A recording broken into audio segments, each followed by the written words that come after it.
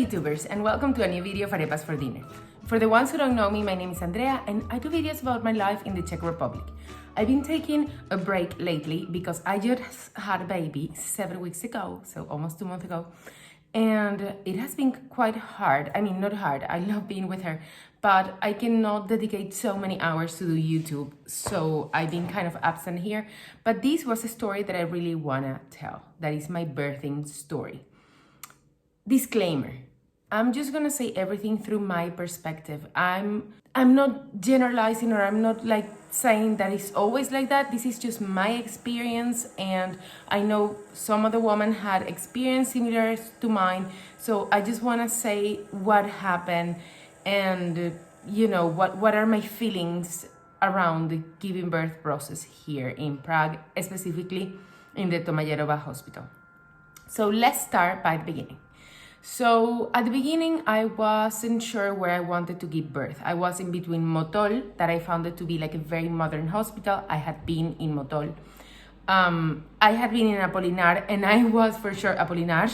I was for sure I didn't want to give birth there. I hated it. I went there for a minor procedure I didn't have to stay overnight or anything, but I hated the place. I hated how the nurses treated us. So I was like, I'm not gonna stay here. Then the third option was Carche or Tomajerova. I had as well a procedure. I had a DNC because we had a pregnancy loss back in November, not this November, but the one before. And I found the hospital to be super modern. The rooms were completely remodeled and very nice. The nurses spoke English. It was very, very nice. But disclaimer, that wing where I was just for days, not the same wing that you're gonna be put after giving birth. And finally, after researching a lot and thinking that I wanted to do something called baby demands. Okay. After figuring out that I wanted to do something called ambulanie porod, that is pretty much where you take the baby right after birth, about like 1 day after or 12 hours after, because the more stories I read about how it was like giving birth in the Czech Republic, the less I liked it. So I decided I wanted to do that, so I started researching hospitals that were friendly for doing that. And I found one called Rakovník, or is in Rakovník. And I was very excited. I know there's two big ones with that dynamic, that is Bulovka and Rakovník. So I opted for Rakovník. But when I was around 6 months pregnant, I've already been registered with them for like 3 months, because here you have to register in the hospital before giving birth. I was informed that I couldn't go to the final month checkups in the hospital, which was pretty weird, because you literally never go to the hospital before giving birth and you don't pick the doctor. That's how it works here in the Czech Republic. Like, the doctor is just random.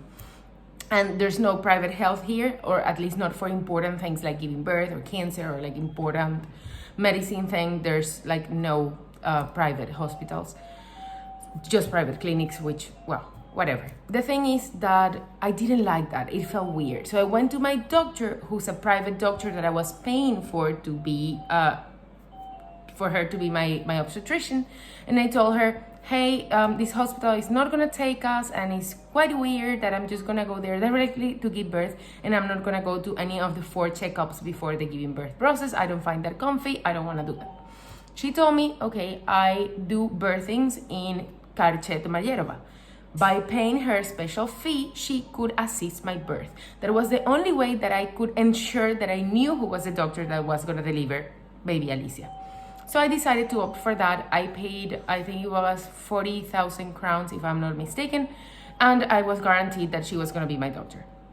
Also, in the meantime, I already knew I was gonna do Tomajerova Carche, but in the meantime, about like 3 weeks before the birth date, Rakovník wrote an email to everyone saying, I'm so sorry, we're closing the hospital, you cannot deliver here because we won't be open for the month of July. What? It was because they were understaffed, because in theory everybody went on vacation. I couldn't believe it. My obstetrician couldn't believe it. She even called the hospital because she was like, this is absurd. But well, it didn't matter because I was already set my mind for Carche. Why I picked Carche? Carche had the most amount of single rooms. I am a very shy person. I don't, even though I do these and I look like a very social person, I have a lot of social anxiety. So I knew I was gonna feel very vulnerable after giving birth. So I didn't wanna be sharing a room with like other moms. And I knew, or I thought that if the room was single room, probably my husband could like visit me for longer, because yes, in the Czech Republic, your husband cannot sleep with you in the hospital after you give birth. Only if you have a single room. Not in Arepas, not in Karche, but in Motol, for example, there's 1 or 2 single rooms out of like all the moms giving birth, and you have to stay for like 3 or 4 days. So the chances of getting the single room and your husband sleeping there with you are very, very, very low. So that wasn't my cup of tea, but I was like, okay, I would rather be alone for one night and then go home in my ambulance porod. So I don't have to stay the full days. I'm gonna sign whatever I have to sign. I was looking for a midwife that was able to do the test that they do the babies in the heel, because nobody wanted to do it, because there's this type of weird war in between like hospitals and doctors and nurses in the hospitals versus like midwives. So it's quite hard. You cannot deliver at home. I mean, you can, because it's forcibly legal by the European Union, kind of like they made it legal forcibly, but the pediatricians pretty much won't take the baby if you deliver at home. It's quite crazy. So yeah, the thing is, I decided for Karche. And now the story begins. I don't know if you guys know, but this was an IVF pregnancy. We suffered from infertility for a very long time. We had many losses, and this probably might be our only child, because it's an IVF baby. So in some countries, IVF babies are considered like high-risk pregnancies, so they don't let you go beyond the 40 weeks, just because there's risks associated with that. So I really wanted Alicia to come earlier. So I ate the dates, I drank all the teas that they recommend me, I walked, everything. But then I started getting the worst sciatica of my life. I literally couldn't move. I was just like in a sofa. My dad had to carry me upstairs. It was horrible. And the baby was not coming. So when I was around 40 weeks and 3 days, I started experiencing the first contractions. I was very excited. So the contractions were around 5 minutes apart, not painful, and lasting for 1 minute. So I didn't know what a contraction felt like. So guys, I'm in bed. I had these like weird contractions. I don't even know if those are contractions. My mom doesn't remember how they feel, and I've never felt them before. So I've just felt that my belly gets like very hard in the middle, and then I really need to pee. Not always, but like frequently. And they've been since 4 p.m. Right now it's like 11 p.m.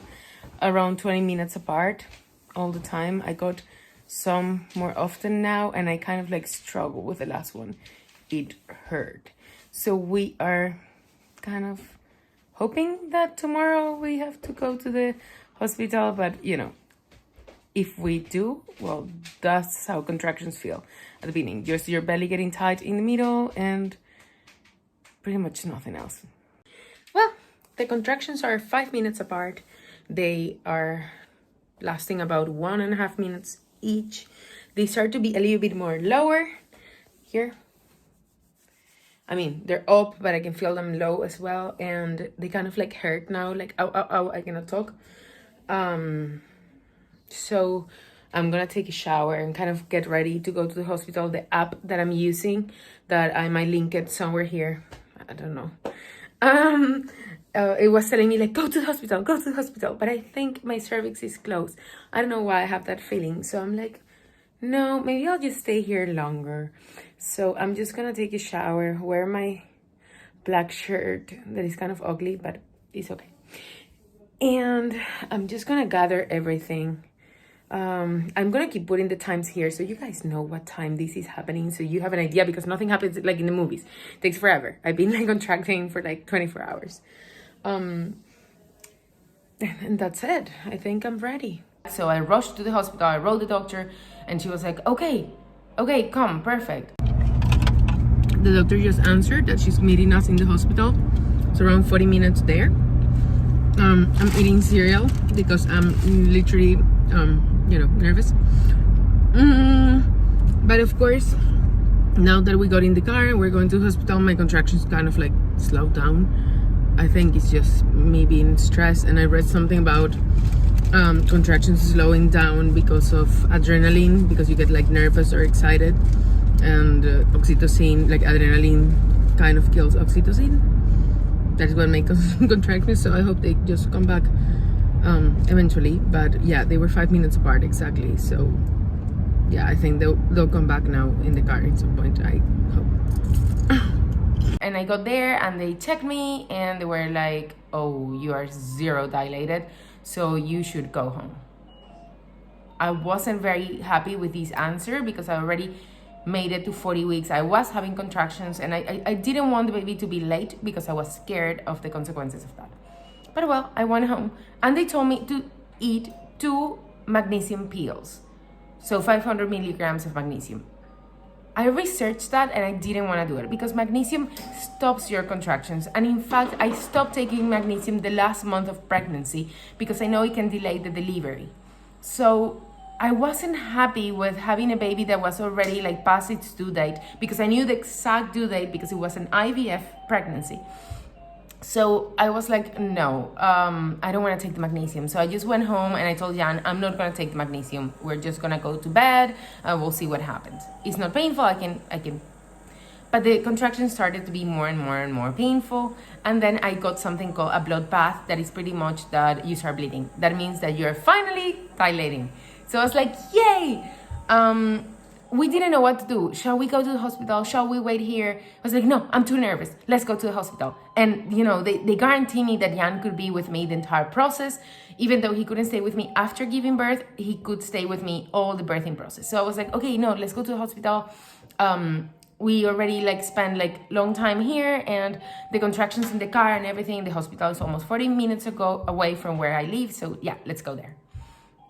It's 3 a.m. right now and we're rushing to the hospital because I had my blood bath.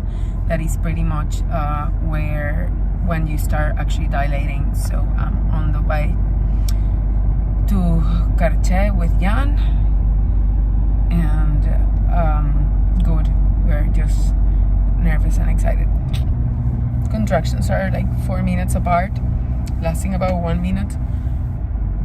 Painful, but you know, if I'm standing up, just like bending my, it's bearable. My hips, it's bearable. So I'll maybe try to keep this vlog going on, maybe not, we'll see. So we got to the hospital, they called the doctor, she came again, she checked me and she was like, you're less than a centimeter dilated. And I was like, but my contractions are very hard. And she was like, you didn't take the magnesium. I was like, no, I didn't want to take the magnesium because I want the baby to come. She was like, well, you know, kind of angry. Okay, I don't care. So they admitted me and they were like, okay, we're going to give you something that is going to help with dilating right now. I didn't record or I didn't write what they were I didn't ask what they were giving me. So guys, this is the room. Apparently I came and I'm not dilating at all, but I do have contractions and bleeding and leaking water. So they gave me magnesium that in theory stops the contractions. I know it stops the contractions and you're not supposed to have it in the 3rd trimester, but I don't know. They're gonna give me an injection to help me dilate. The nurse was very nice. But later on I learned that it was magnesium. So literally, even though I said I do not want to take the magnesium, I do not want to stop the contractions, they anyway gave me the magnesium. This slowed down the contractions to like 1 contraction every 20 minutes, but the contractions were excruciating. I couldn't stand up. I couldn't talk while I was contracting. It was heavy. And at the same time, I was admitted to the hospital, to my room, but my husband wasn't. I'm sorry, I'm in pain, but they didn't let my husband stay to wait here with me. I don't like that. It's weird as fuck. Oh, it makes me very angry. But well. So I was completely alone in a room having contractions. Nobody was holding my back. Nobody was helping me walk. Nobody was looking over me. I was literally alone crying and he was outside the window crying with me, unable to help me. This started to freak me out. This was the beginning of me knowing that this was going south. I was like, They promised me he could be here the entire process, and that's not happening. The doctor went home. They were not allowing him to enter whatsoever, and I was alone in a hospital room having contractions. Are we understanding how weird this is? Okay. Hi guys, so it's pretty much the next day. I think I started with these around like 6 or 7, I don't know. I still have contractions that come every 40 minutes, super painful. That's it. Nobody has to check on me. I don't know what's the next step. I feel a little bit lost. Angry that I came to the hospital and I didn't stay home. I don't know. I don't feel at all in control, and I'm angry. So while in all this, scared, first time pregnancy, that's not natural. Even like 300 years ago, there were like 50 people in the room when you were having contractions helping you out with it. So this was absolutely anti-natural. And I was feeling it anti-natural. I couldn't sleep, of course. I was sleeping every like 15 minutes. I was sleeping a little bit until like the morning. And they were like, okay, the doctor is going to come in some point and they're going to check you and they're going to see how dilated you are to see if your husband can come in. I was just informed that the doctor will come at 8. That's half an hour. They're going to check me again. And yeah, I'm slept in the car outside. We were talking through the window. I was having horrible contractions, lonely. He was unable to help me. I think if the doctor tells me that I haven't dilated whatsoever and it's all the same, even though I'm leaking a little bit of water, I think I'm gonna go home. I don't wanna keep waiting in the hospital alone, having the contractions alone, unable to have a bathtub or a place where I can actually, be and relax. So I think I'm just gonna go back home and give birth in my bathtub. Ridiculous. So my husband couldn't come in unless I was dilated, but I was not let go, so I couldn't go home either. It was like being in a jail. The thing is that the doctor came around like 10 a.m. or 8 a.m. and she checked me and I only dilated like 2 centimeters. It was quite sad. I look terrible. The doctor just came to check on me. I dilated some, so that's perfect news. Now it's 8:30. She's gonna come at 10. Hopefully, if everything keeps progressing as it should, by 10, if I'm more dilated, we can probably already pass me through the other room, the one for birthing, and get me an epidural already. I'm in pain. So after the entire night, I didn't dilate anything. This should have been like showing me that there was something wrong with my birthing process, because I already had been having contractions for like, I don't know, maybe 12 hours and I dilated 2 centimeters. That wasn't good. Ugly girl vlog. My parents came to visit. Of course, they were not allowed in. They're outside with my husband. And like my dad was like, if you have a second child, you're not giving birth here. Like, what the actual fuck? Like, they're traumatized, literally traumatized. The fact that I'm like contracting alone in a room and my entire family is like outside and they're not allowed inside and I'm unable to even like stand from the bed is so odd. I know I'm gonna get so much shit for this vlog, but the only way I could feel empowered in a situation like this, that I feel so the opposite of empowered, was making a video. Like when you feel that you don't have a voice and that you are not important and that nobody respects your wishes and your most like basic needs, actually sharing your experience, writing about it, making a video, complaining about it, makes you feel that you're back in control. And I think that's what I'm doing here. I'm sorry if I'm upsetting people. The nurse told my mom to come to the window if she wanted to talk to me, because she's not allowed in my single room. Yeah. And by the way, look, the grass. My sister was like calling like an association of like bad treatment of pregnant ladies in Europe or something like that. Even my dad, that he's like okay with everything. He's like the most politically correct person you can imagine. He's so angry. She cannot enter, and everybody's like so pissed off because of course I have my contractions alone. Nobody can like rub my back, nobody can like hold my belly. I was there and my husband was not let in, and in some point they came to my room and they were like, okay, we're gonna cut your sac, so we're gonna like break your waters so that you might start dilating more because you're only 2.5 centimeters by now. And okay, they just broke my waters to help the baby come down earlier. They cut the membranes when I was contracting, so it didn't hurt me whatsoever, which was nice. The liquid was very warm, a lot of it. And now I think we're gonna wait like 10 minutes here, 10-15, and then Jan, my husband, can come and we can go already to the giving birth room. And we're gonna wait there until contractions are a little bit more tied together and we want to do epidural. I'm excited for that. I'm not a fan of pain, obviously. After a while there, they told me, okay, it looks like you're 3 centimeters dilated. Let's move you to the birthing room where your husband can come. Finally, I was put in the birthing room, and the birthing room was like quite nice. It looked very modern compared to the room that I was before. It had a bathroom that was much better than the bathroom my room shared with another room that was full of fungus and just disgusting. No, this was like a very nice room with like a shower and everything. My husband was let in, and then somebody came to put the thing in the belly so they can see like your heartbeat and the baby's heartbeat. I don't know how it works.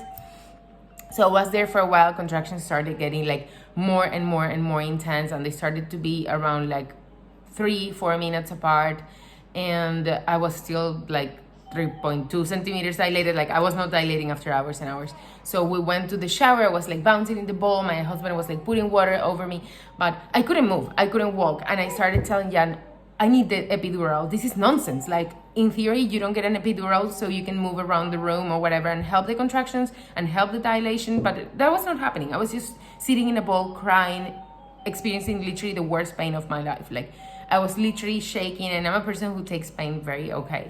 So that was crazy. So in some point, the anesthesiologist came and they measured me, and I was still very close, but they were like, we're gonna give you anyway. This shouldn't stop the dilation process. So dilation, maybe I'm saying it wrong. So they gave me the epidural, and wow. So guys, I was not showing the contractions because they were like in pain. I was crying, it was terrible. Haven't dilated much, but they just gave me epidural.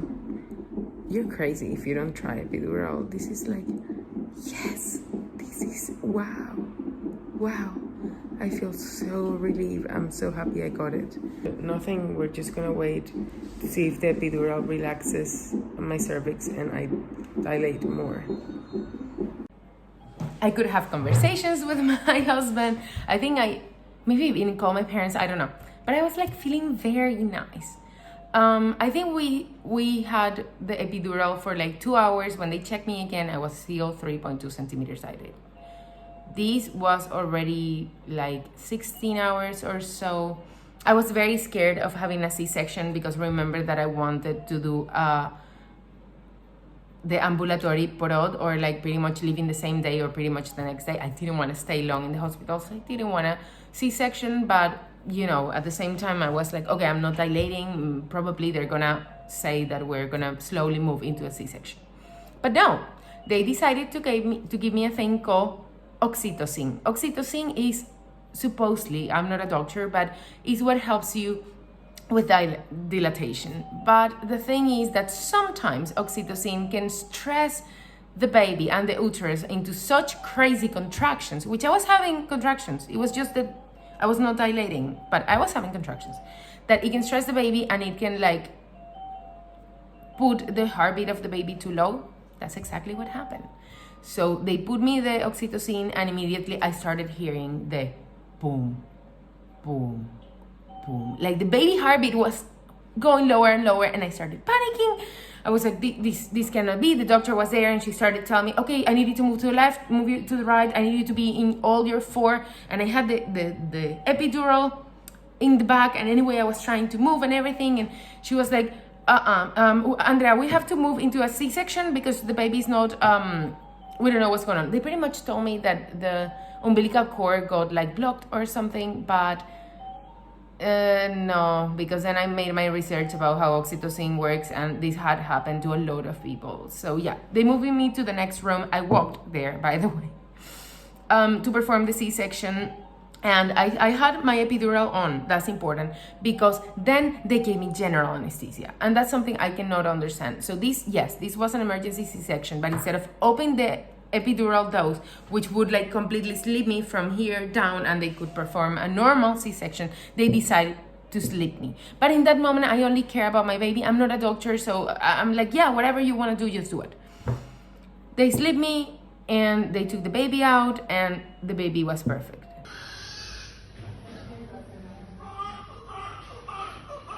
Tak dejte krasovice, jo? Jo.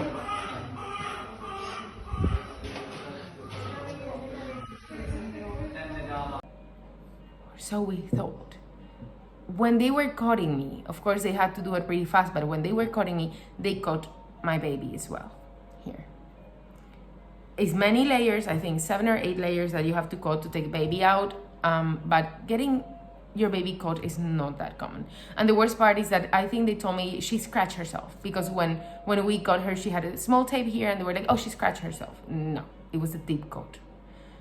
But well, the thing is, I was completely passed out. They took the baby away before giving it to my husband. They took the baby away for some reason. They didn't even let him touch it. I was passed out. And then finally he had his bonding time of 30 minutes while I was waking up.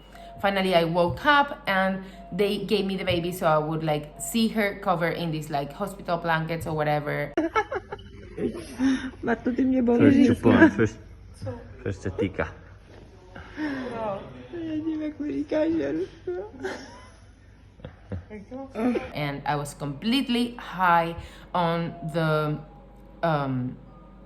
the anesthesia. Like, I kind of remember, but I remember more because there's videos than because I actually remember.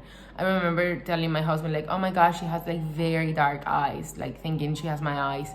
And I tried to breastfeed her there for like, apparently we were there for 20 minutes. I don't remember anything. And then they took the baby away, and they took me away. I woke up the next day. This was very early. It was like 4 p.m. And I woke up the very next day around like 5 a.m. in intensive care, surrounded by other women that also had C-sections, I guess emergency C-sections. And I didn't know what happened from 4 p.m. until 6 a.m. in the morning, because my husband was dismissed. So the baby was there somewhere alone, and I have no idea. I still, until today, I have no idea where my baby was, or with whom, or how they fed her. I have no clue. I woke up, and they were like, okay, we're gonna start bringing the babies or something. And I was like, okay, bring my baby. And time passed, and they were not bringing her. I started panicking. I literally haven't met my baby yet. What the actual hell? So I started getting very angry and frustrated and scared. And scared because other ladies were getting their babies and I was not getting my baby. But in some point, finally, they brought her. I was looking at her, and they were like, you have to feed her. But, you know, nobody spoke English, which is okay. I don't expect, I mean, I should speak Czech. I'm the one living here, but at the same time, everybody knew I didn't speak Czech, and it was very important for me to have my husband by my side all the time because I couldn't speak the language, right? And they didn't have the patience to let me Google Translate, or can you talk here so I can understand? No, it was like, boob, feed baby. So I got the baby. I tried to feed her. She was not latching because, you know, at the beginning, that's kind of hard. And they pretty much let me there with my baby for 20 minutes, and then they took her away. Again. I couldn't believe this. Like, where are they taking her? What the hell? So then I was given a bath or a shower from my waist down. Somebody helped me, walk me to the shower, and I showered myself because, like, after C-section, it's kind of, everything was messy. And I had a very nice plaster here, which prevent me from seeing anything, but that part was made like very professionally. It looked very good, okay? So after that, I stayed in this room for a while, and then finally they brought a wheelchair so I could go to my room. And I was like, okay, finally I'm gonna be given my baby. So I was taken to my room, and I think I waited there for a while until they brought my baby, like probably like 2 hours, and they were not bringing her. So finally they brought her so I would breastfeed, and they were telling me I was doing it wrong, that I couldn't do it that way. So they, like a lactant consultant or someone, I don't know, that I was doing it wrong because they were weighing the baby before and after I was breastfeeding the baby. And they were like, she only weighted 3 grams more, and she has to be weighing 30 grams more minimum. What the hell are you doing? Weighing my baby. But at the same time, I was feeling so miserable because of the C-section. So miserable that there was no way in heaven or hell that I could like fought this at all. So they took the baby away again. By the way, in all this time, the baby is dressed in some like used old ugly hospital gear. Like they didn't even let me dress her. It was just so many small things. Everybody was being rude. They were just opening the door, not ever knocking, just like bringing things, taking things. Ugh. So around 3 p.m, finally my husband was allowed to come. That she's scared of that mask.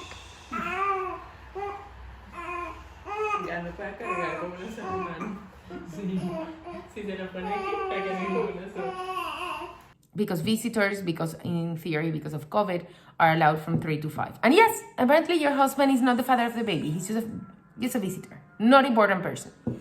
So they were let in. My sister came, my dad, my mom, my husband. They were not allowing them all at the same time. So they had to come one by one because of COVID. Because apparently if you're one by one, there's like less COVID, even though everybody's living in the same house. What the actual fuck? And this was like so long after, like, I mean, we were all vaccinated. Like all of us had the vaccine, literally. I'm not kidding. So, my family entered and my mom brought me a lot of food. They were kind of like in shock with the entire hospital thing, but they were not telling me anything. They brought Alicia so they would meet her. Also, my parents-in-law came, but they stayed outside and they came later because, well, whatever, the dynamic. And we were all there with the baby, and then somebody got like infuriated because we were a lot of people in the room. There was supposed to be only one person at a time. But remember, it's only a 2-hour window in the entire day. So I was breastfeeding the baby. My mom was like giving me some soup that she made. Like we had this entire dynamic happening. And at 5, they literally kicked everybody out. And they got very angry that we were many in the room and they were gonna make sure that it didn't happen again. Are you understanding that I just gave birth and I'm not in a jail and I didn't do anything wrong? I'm just a mother who gave birth. Okay. So they took everybody away. They took my baby away again. And I was like, gosh, when are they going to leave the baby here? But at the same time, I didn't have the strength to carry the baby. I didn't have the strength to stand up from the bed. I didn't even have the strength to go pee on my own. The C-section hurts a lot. Like, a lot.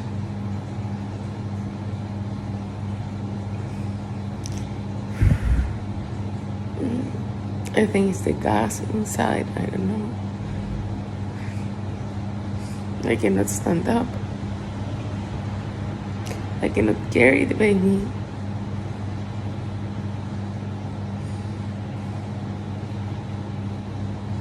It scares me. And by around like 6 p.m, so 1 hour after they left, it hit me. They took the baby away and I started just like crying, feeling miserable. I was like, I want to go home. I don't want to stay here. I feel lonely. I think I'm going to get postpartum depression because they're not bringing me the baby. The nurses are rude. They scream at me. They don't behave properly around me. I really don't think I'm going to do it this way. And for sure, I'm going to be vlogging in my chair. But anyway, since I'm here, I can give you like a closer perspective. So last night I took a shower just from like the bottom down because I still have the epidural thing here that they have to remove today. I'm feeling much better, meaning I can walk, which is wow, yes, that's what I wanted. I feel stronger. That's what I mean. Baby Alicia is drinking her calostrum. But you know, the nurse, super rude, the one that takes care of the kids, came here, kind of screamed at me, Checo. I don't like how she handles the babies. It's just, I don't like anything about her. And she waited the baby before and after and was like, she didn't eat. And I was like, I'm getting the fuck out of here. So yeah, I was like, okay, fuck off, I don't care. And they took her away again because they're gonna bring her full time, I think, later today. We're still, you know, thinking about leaving today or tomorrow. I wanted my doctor to see me, but I don't want to be alone. It makes no sense. At the moment, I just care about this part. So it's about not separating families, to allow fathers to sleep in the rooms, even in a chair, to allow visitors for more hours, to not take the babies away, even when it's a C-section, because it does work like this elsewhere.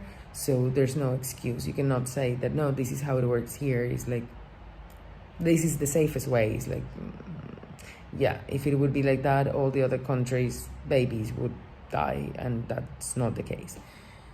So I'm feeling a little bit more serene than last night. I've been Skyping my parents and my husband all the time. Literally, the phone is just there, on all the time. That's the only way I've been able to do this without feeling completely miserable.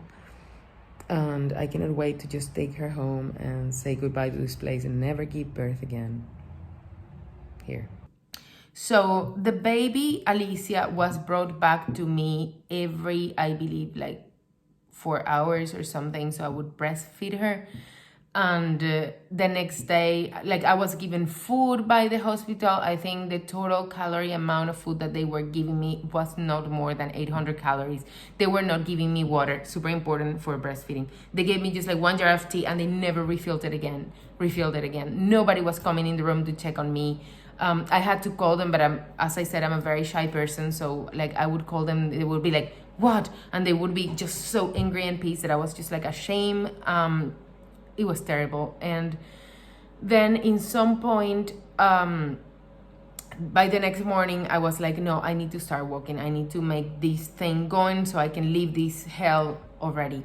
So another doctor came, Dr. Victoria, very nice. She spoke English very perfectly fine. She removed the epidural thing from the back. She explained me more or less where things are standing. Everything seems good. She was happy I was walking today. Very nice in general. It looks like they're gonna bring the baby today. They authorized my entire family to visit separately, which we already did, of course, because, well, it's me. They did not authorize the AC under any circumstances, so we will see if this turns into a living hell. This little Latina here is living. And now they brought breakfast, and I want to show you. And they brought the baby, which, remember, I have no idea what my baby was fed because it was not my breast milk. And I saw the nurse, like I pumped somebody, like from the milk consultant came, and they were like, your nipples are shed, here is this thing, there is a plastic thing you put over your nipple so your baby can eat. Very rude, everyone, okay? Everyone was very rude. In Czech, nobody speaking English. My husband was all the time outside of the window, translating for them from outside of the window in a horrible jungle garden that they had outside, full of goats. And I'm not kidding, the hospital is full of goats. The hospital is full of goats. Apúrate, ¿cómo que te filmas? Yo estoy filmando. Mira, mira, mira. Mira, no puedo creerlo, pana.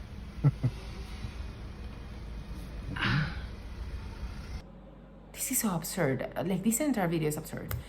So yeah, my husband was translating from the window while they were explaining things, and then finally I was able to pump some milk to kind of like use the nipple, and then I was like pumping milk, and I had there like some baby bottles, and this nurse took a syringe without my permission, without talking to me or anything, and gave the syringe to baby Alicia, who literally had 2 days old. I couldn't believe it. I was in shock. I was like, what? They were like, no, because nipple confusion or something they were saying online. I was like, what? You just fed my baby without my consent. Like, literally force-fed my baby with a syringe. I understand some people do this, but she didn't even ask permission from me. I'm the mom. Who the fuck are you? So yeah, they did that. I was outraged. I couldn't believe it. I was like, what is this? And then that was it. Okay, so in some point they gave me, but my parents kept coming. My husband tried to bring an AC because it was like 35 degrees inside of the room. There's no AC in the hospitals here, but 35 degrees inside of the room. I was like sweating liters of water, literally unable to breastfeed because they were not giving me water. My parents brought me water, but there was like no table or no place to put it, so it was like in the floor. And for me to stand from the bed, it was like 20 minutes of me crying and nobody was helping me. Ever. I was alone all the time and my husband was not allowed to be in the room. After giving birth, without a baby, without help, without nurses, without doctors, without a husband, without family. Was I grounded? Was I being like punished for giving birth? Because that's how it felt. Oh, and in case you didn't see it, this is the room. Those are the windows there. That's where my husband parks and comes talk to me through the window. Very ridiculous. There's a TV I haven't turned on, a clock that doesn't work. Here I have my electric bed. There's the cooler. There's the perfect space for the sofa bed for the husband that they don't put. There's a big door. That's the bathroom over there that you share with somebody else. Here, I guess you wash the baby and change her. I'm not sure. I haven't done it yet. And the bed. So I was Skyping my parents all the time. And in some point I was like, I want the baby here. So they brought her and the baby stayed with me. Ahí va.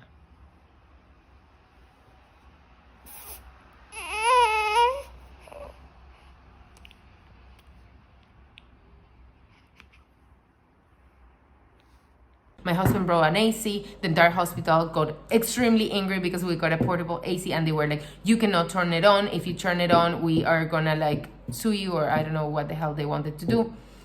Sun is killing me. It's like 30 degrees inside the room. It's a nightmare. Thing is that they didn't allow me to turn on the AC even though it was 35 degrees inside of the room. It was just like, let's torture the patients. Like, why not? So in some point, I was told that I needed to take the baby for checking the hips. It's just a small exam where they do, like, they open the baby hips and they check that there's no something. So they told me the baby has no jauntins or something like that. Means that it's not yellow, and the hips were perfect. But also remember that I had to walk there to take the baby for the exam. Same again, with no help or anything, just like pushing this little thing. It was crazy. Like, it was very crazy. We were, I think, like 5 or 6 months in the line waiting there, but I was feeling so bad. Thankfully, I got some painkillers from my parents. They brought me from Venezuela, like, suppository and Voltaren, which is heaven. Like, I recommend it to absolutely everyone. If you can get Voltaren in suppositories, that's the only thing you need for recovering from a C-section. I'm not kidding. That was heaven. Everything that they were giving me in the hospital just made me drowsy and foggy, and this was just making me feel great, and that was it. But it didn't last for that long, and I was scared to put 2 a day because of the breast milk, so I was putting only once a day, and then I was feeling miserable by the second part of the day. I should have put twice a day, but well, I was scared. So I did that. Baby was perfect. We went back to the room, and then I was like, okay, I just need them to perform the patica test, or the exam that they do in the foot of the baby, so I can get out of here, because I'm getting sad, I'm getting depressed, the food is terrible, they treat me bad, they scream at me constantly, the nurse that hands the baby is terrible. And I asked them about the heel test, because, you know, I want to leave tomorrow, kind of like after Dr. Figurova sees me, I'm like out of here. And the nurse was like, I'm gynecological nurse, not neonatal nurse. And I'm like, I don't give a fuck, nurse. Just call your fucking colleague. Like, why are you telling me your life story? I don't give a fuck who you are. Just bring the right person. They're so stupid. Gosh, I hate them. In fact, one of the nights, she literally opened the door at 3 a.m. and brought me the baby and screamed at me in Czech, and she left. So I was like, I guess she wants me to breastfeed the baby. So I breastfed her, and we went back to sleep. And then she was like, you didn't write down the weight of the baby. And I was like, I don't speak Czech. I could understand what she was saying, but I was like, what the fuck? I'm not gonna wake up my baby, because they left her like 6 hours and I was supposed to wake her up every 3 hours. I never did that, because I am more into the Montessori type of raising your kids, which is more like they feed on demand. If they're hungry 50 times a night, you give them 50 times a night. If they're hungry only like once every 5 hours, that's what you're gonna do. She's fat, she's growing, she's chubby and delicious. You've seen her in my Instagram. So yeah, the entire like every 3 hours, it's just a myth. It's just like very old school medicine. I don't know. Alicia is eating. I cannot show you without showing you my boobs. So I had to wake her up to eat this morning because I started to get worried. She hasn't eaten for like 5 hours, which is weird because during the day she eats okay, I think. But yeah, they kind of like woke me up, like kind of bullying me at 4 a.m. Like, why you haven't woke up your baby to breastfeed? And I was like, she's so happily asleep. And she had gases in the middle of the night because they breastfed her with the injection. You know, they put like a syringe full of breastfeed and they give her. And that made her gassy. So yeah, she was tired. I don't know, I think I want to breastfeed at demand and not by timetable. Unless she gets like fat or skinny, but otherwise. So when this was happening, I started to get like more and more frustrated because they started kind of like implying that I was unable to go home. And I already had been in the hospital for 4 days alone without my husband, being very miserable at night, in pain, nobody helping me, nobody giving me water, nobody helping me to pee, nobody passing me the baby or giving it back. It was horrible. And the way they were treating my parents when they were coming, it was like outrageous. Like they were coming to visit a prisoner literally in a jail. It was so illogical. Guys, this is not normal anywhere else. This is not normal in Venezuela. This is not normal anywhere. This is crazy, okay? This is absolutely insane. Everything I'm saying it already with 2 months of distance because I didn't want to tell the story when it happened, but gosh. So after a very rocky morning of a night, I mean, Alicia was force-fed kind of with a syringe because she's not used yet to my boobs, you know, it's like it makes her tired, so she doesn't eat everything. She was only eating like 8 milliliters of milk instead of the 20 that she should be eating. Oof, whatever. And they gave her a syringe, which it shocked me a lot, but I didn't stop it at the moment. And then this morning at like 4 a.m. they came and they asked me like, do you woke up the baby to breastfeed her? And I was like, whoa, good morning, I'm completely asleep. She hasn't cried. She cried about like 2:30 a.m. I think, and it was because she peed and she had a lot of gases from the horrible syringe that they gave her. And I took the gases away, I cleaned her pee, I tried to breastfeed her, and she did for like maybe 10 minutes and then less, 7 minutes or something, and then she went back to sleep and I put her there. So I was like, no, and they were like, you have to wake her up and feed her. And it's like, good, some moms do that, this mom doesn't do that. So I was like, So at 4 I didn't breastfeed her anyway, she was very asleep. So by 5:30 or 6 I decided to wake her up to feed her. Of course it didn't work. She was in my boob for like 10 minutes when she completely dozed out because okay, so I'm finally ready to go. They do a check on me and they say everything looks perfect. But before they did the check, I was in such excruciating pain that I told my husband, if they find something wrong with me, we're taking the baby, we're leaving, and we're going to Germany. I'm not staying in this place one more second. This has been the worst experience of my life, literally. So I was perfect, so I was very excited to go home. They did the patica test on the baby. They just took Alicia for the heel test. I wasn't invited. Mini panicking. I hate that nurse. She's such a cunt. I'm gonna cry if I can hear her. I'm gonna cry. I know it's an important exam, and I'm pro all those exams, but I know it's a painful one. I should have gone with her. Now I feel bad. I hate being here. And then this lady came, I think she was a nurse or something, and she told me, there's a mess in this room, can you clean up? And I was like, okay. So that's what happened. Then they brought breakfast after 15 hours of no food, and the lady tells me, that table is full of things. The big thing is the breakfast. And I was like, good morning. What the fuck is wrong with everyone today? So I was like, no, good morning. And I was like, it doesn't matter, I'm going home today. And she was like, you have to clean it. And I was like, I'm not gonna clean it. I'm not gonna do shit anymore. No, I just had a fucking operation. Are you stupid? You clean up. You are the cleaning lady. Literally. And they one day they didn't even leave me the food because there was like things on the table. The table that I had to stand up to eat because they wouldn't even give me the food in the bed. Like, I hate you all. You didn't do anything for me. You just mistreat me and bully me and tell me what I have to do and tell me everything that I do is wrong. Besides, like, the lady that bathed Alicia, that she was very kind, but not the best bath of Alicia's life. There's only like the doctor that brought Alicia to the world. She's very nice. And there's a second doctor that is also checking on me, that I have to go see her now. Oh, I don't know her name. She's blonde and she always has this assistant. She's very young. Her assistant is older. Very nice. Very, very sweet, very nice. I told her I had a little bit of pain last night and that Alicia is sleeping much more interested in sleeping than in eating. And she laughed and she was like, it's completely normal. Don't worry, you know, some babies even sleep 20 hours a day. So the rest of the people, they can all find a new profession. I don't care. Just don't be here.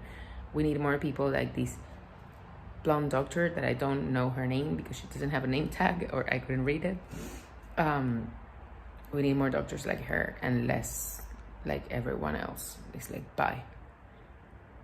It has been quite a stressing morning. Now I'm gonna go do that. The ultrasound, I have to leave Alicia with the staff. I really don't want. I just wish my parents could be here so they could stay with her and I don't have to leave her with anyone. It was so illogical. Everything was so illogical. So illogical. The only reason why I didn't lose more weight, because I lost a ton of weight, was because my mom gave me like boiled eggs and fruit and like a soup that I was eating cold. Literally. Insane. Like boiled chicken, and I was eating cold boiled chicken. They brought me a cooler with ice and that was it. So this nurse, the horrible nurse that took care of the baby, she came and she tried to give her the syringe with milk again. And I told her, stop. She was like, no, I have to feed. And I was like, don't touch my baby. She was like, she was gonna breastfeed her, like put the syringe, woke her up and put the syringe. And I was like, no. And she was like, I have to do it. And I was like, no, I'm telling you, you're not doing it. I'm a very shy person in person, okay? This like super attitude that I have here on YouTube is very unreal. In real life, I'm very quiet and very shy. Not very quiet, but with strangers, I'm like very shy. So I was like, no, you're not gonna do that.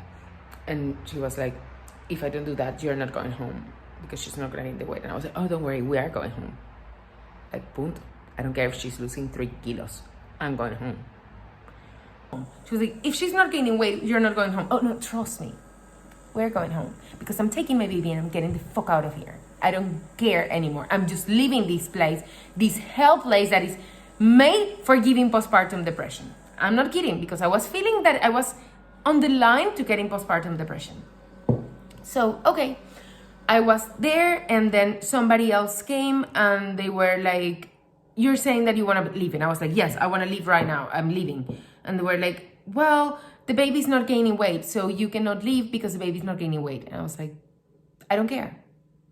Literally, the baby is losing weight the first week of birth because they come swollen from inside and because what you produce is called colostrum and it's very small and it just has vitamins, but it doesn't have much fat on it. So I was like, do you think I'm stupid or something? Like, do you think I don't have Google, that I can Google things and ask if those things are normal, or I have to rely on your bullying? So I literally called my husband and I told him, come pick me up at 10 a.m. because I'm leaving. So my husband came and with my father, because there was the AC inside of the room that they want him to take, but I was like, just take it when you take me. This makes no sense. So my dad tried to enter. Some nurse stopped him and said, you cannot enter. And he was like, my daughter is getting released. She has a baby. She has 2 suitcases. She has an air conditioning. And the nurse was like, no, only one person, like stopping him. My dad even told her, stop beating me. My dad is the most politically correct person. He never gets angry. He never like insults people. He was outraged by this hospital, like outraged. He couldn't believe it. It was like, it's from like a bad movie, literally. So my husband entered and he started gathering and everything. And then like 10 nurses and like doctors and everybody entered my room, kind of like, she cannot leave because she needs to sign this form. So I signed the form. I took my baby in my arm and I started like leaving the hospital. And then this red-headed nurse, my sister has the name, but I forgot. I think she's the head of the nurse department of Czech, of Tomajerova Hospital. So yeah. So that woman like literally stopped in the door with her arms open, kind of like, you are not leaving. Like I was literally like, move bitch, get out of the way. Like in that song, like I literally like move her, and she was saying that the nipple that they gave me for breastfeeding belonged to the hospital. It's a $4 nipple. Do you understand that? They were not allowing me to leave because I had this $4 nipple somewhere in my suitcase, because they apparently were gonna recycle with another mom. So I couldn't understand what she was saying, and I just like kind of like passed her like this, kind of like running away from the hospital. I went outside. I was already in tears, crying, panicking, having a heart attack because they weren't allowing me to leave. I was scared. I want to leave this place. This is horrible. And I've read so many comments that they were bullying you into not leave the hospital, but actually blocking the exit so you wouldn't leave the hospital. Are you insane? This is not a prison, ladies and gentlemen. And I've been here for 4 days. I can do whatever the fuck I want. So they were like, you need to go in to sign a form. I was crying. I was shaking. And I told my husband, I'm never going to go in again. Ever.